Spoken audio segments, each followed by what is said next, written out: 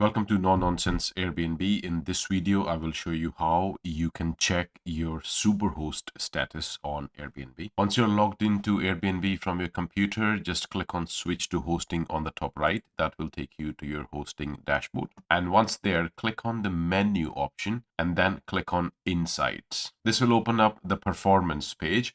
And you will find the fourth option here is the Superhost status. So just click on that and that will display your Superhost status for the current running quarter. There are four main criteria to become a Superhost. The first one is you need to have at least 4.8 star rating.